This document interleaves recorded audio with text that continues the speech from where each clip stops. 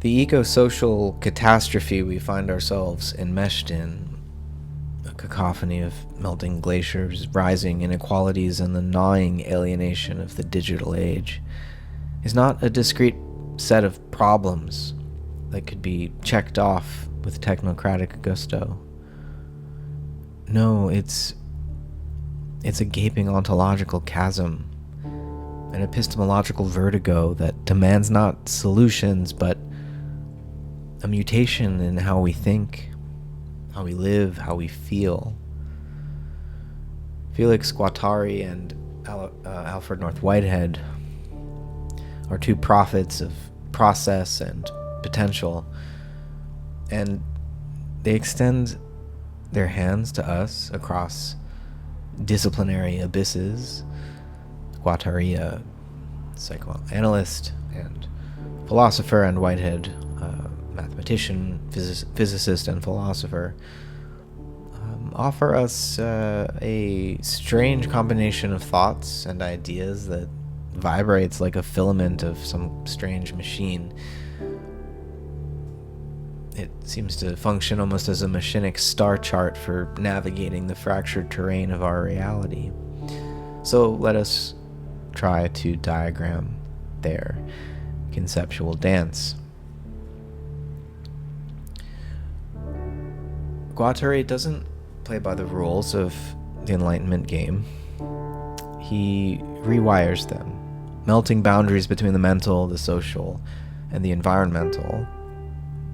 He's like a alchemical hacker, and his ecosophy is his mutant offspring. It's an ethical, aesthetic, and political triad that laughs in the face of capitalism's assembly line.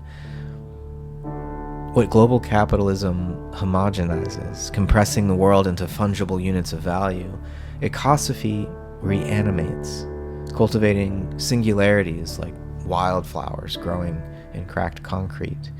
Singularities, irreducible, untamed patterns of becoming. They are vital sparks that no market can price. At the core of this ecosophical vision lies the machinic assemblage. It's not a machine in the cold chrome sense, but a machine in the sense of a pulsating web of relations, human, non-human, abstract, affective. A machinic assemblage is a hammer, yes, but also the calloused hand gripping it, the whispered myth of Prometheus that haunts it, the industrial engine that spat it into being. It's a network of histories, desires, and forces, tangled yet functional. In this machinic cosmos, boundaries dissolve or transgressed. Subjects bleed into objects. Objects become networks. Guattari hands us a kaleidoscope. We turn it, and the world shifts its shape irreversibly. Enter Whitehead, the mathematician turned metaphysician, who dismantled the Newtonian clockwork universe with the patience of a jeweler. Whitehead doesn't see the world as a grid of static things, but as a storm of actual occasions, pulses of becoming that weave the fabric of space and time together. Forget particles or essences. For Whitehead, what's real is flow, emergence, process. A rock isn't just a rock, it's a rhythm, a society of occasions that holds itself together across time's eroding tide. But Whitehead is no austere metaphysician, cloistered in abstraction. His universe is teeming with propositions, with seductive lures that beckon occasions toward novelty. Propositions are not commands, but invitations, whispers of what might be. Here, Guattari's diagrammatic machines nod in recognition. Both thinkers revel in potentiality, in the shimmering promise of configurations yet to come. The world is not a finished product, but an open-ended experiment. So, we might ask, then, what happens when Guattari's Machinic fever dream encounters Whitehead's processual symphony? I think we can describe this event as a schizogenic fusion that allows us to see through the illusion of any sense of a neatly ordered cosmos. We now and forevermore inhabit a chaosmos, a cosmogenesis, a process of self-differentiation. So both Guattari and Whitehead abhor reductionism. Guattari rails against capitalism's obsession with equivalence, its flattening of difference into the sameness of the commodity form.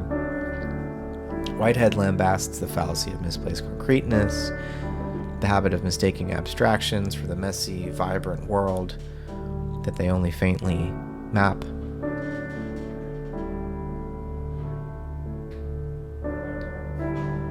So this shared disdain for oversimplification births a vision of machinic heterogenesis in Guattari's terms, a perpetual flowering of new forms, new rhythms, new ways of being.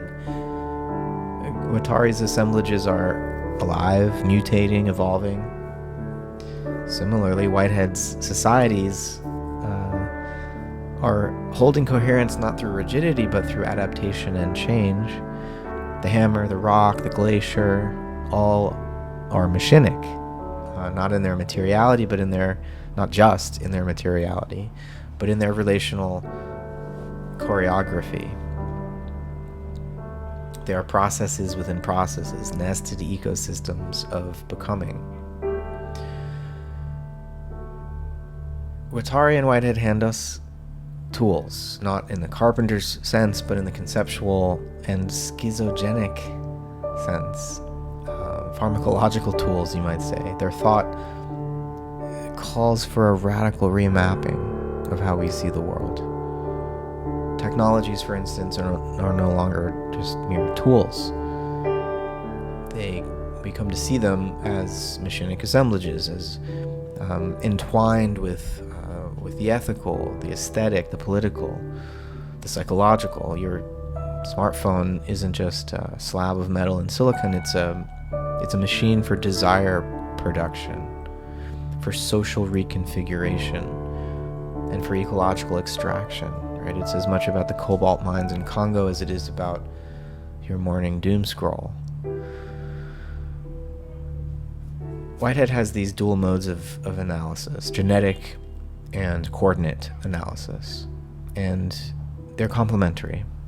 Genetic analysis dissects the internal process of becoming, of concrescence, the alchemical transformation where past influences and intensities crystallize into a fleeting satisfaction of experience.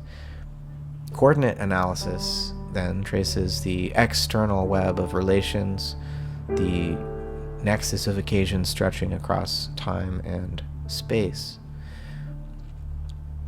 I think Guattari's Ecosophy mirrors this distinction, with internal singularities of an assemblage being inseparable from their external ecosystems. So their machinic symphonies of connection and disjunction allow, for a passage through the deepest of interiorities back out into the furthest reaches of externality, which itself again inverts to become an inner space.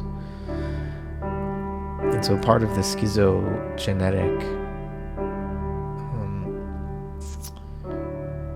movement that is instigated here is this boundary dissolution, right, where inside and outside are no longer just opposites, they secretly coincide.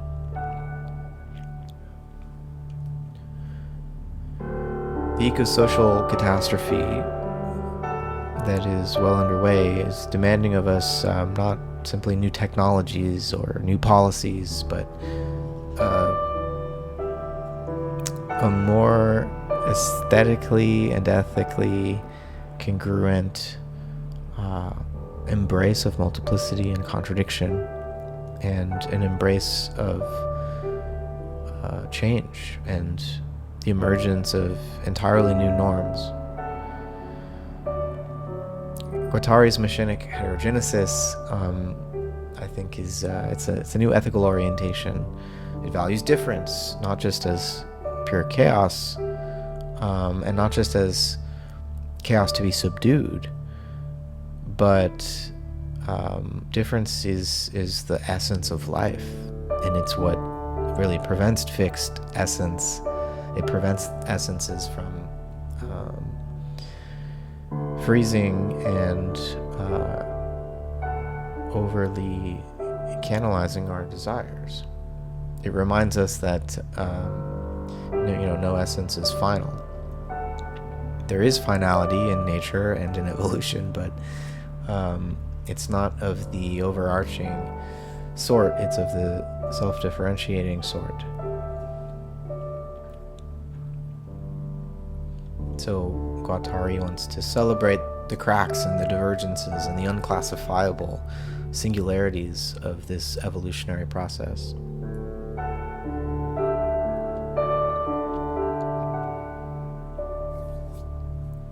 So to live ecosophically is to cultivate an aesthetic sensibility attuned to the singularities of the world, from the fractal intricacies of ecosystems to the resonances of human experience. Politically, it means resisting the forces of homogenization and exploitation, so as to foster conditions that nurture the flourishing of all forms of life, not just human, but animal, vegetal, and indeed machinic. The synthesis of Guattari and Whitehead is no intellectual exercise. It's really urgent. Their vision shatters the binaries that have imprisoned us. The separation of mind and matter, nature and culture, self and other.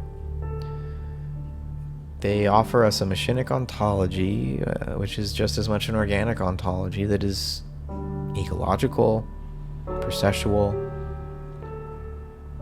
And inhabiting this vision allows us to come to see the world not as a grid of fixed essences, but as a wild, co-evolving web of interrelations, where every node is pregnant with potential, a seed of transformation. This isn't merely a description of the world, it's an invitation to remake the world. Our technologies, our ecosystems, our social systems, our assemblages, they are alive with potentiality. We are participants in the machinic processes of the cosmos. We are co-creators of the future.